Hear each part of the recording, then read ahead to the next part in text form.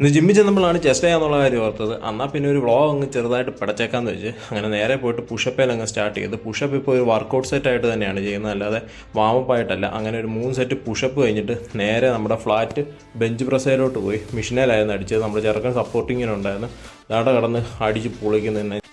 ഈ കിടന്ന് വെയിറ്റ് എടുത്ത് എറിയുന്ന മുതലാണ് ഞങ്ങളുടെ പുതിയ ജിം ട്രെയിനർ. പേര് അനന്തു, പക്ഷേ ഞങ്ങൾ വിളിക്കുന്നത് കോബ്ര അനന്തു. അതിന് പിന്നിലൊരു വലിയ കഥയുണ്ട്. പിന്നെ നേരെ പോയിട്ട് നമ്മുടെ ലോവർ ചെസ്റ്റിന് ഒരു പുഷും കൂടെ അങ്ങ് കൊടുത്ത്. കുറേ നാളായി ലോവർ ചെസ്റ്റ് ഒന്ന് വർക്കൗട്ട് ചെയ്തിട്ട്.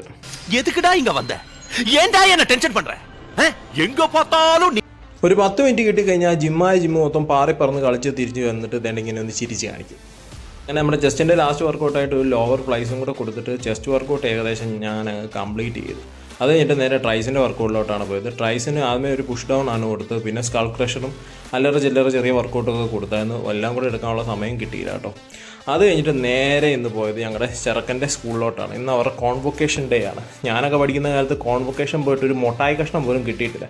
എന്നാണെങ്കിലും ഇപ്പോഴത്തെ പിള്ളേർക്കൊക്കെ അതിനുള്ള ഭാഗ്യമാണ്. കാര്യമൊന്നും പിടികിട്ടിയില്ലല്ലേ. ഇപ്പോൾ കണ്ടു കഴിഞ്ഞാൽ 3-4 കോൺവൊക്കേഷൻ. കേരള ഫയർഫോഴ്സിനും ഇവിടുത്തെ നാട്ടുകാർക്കും മണവാളാൻ സൽസിന്റെ പേരിലും എന്റെ വ്യക്തിപരമായ പേരിലും ഞാൻ നന്ദി രേഖപ്പെടുത്തിക്കൊള്ളും.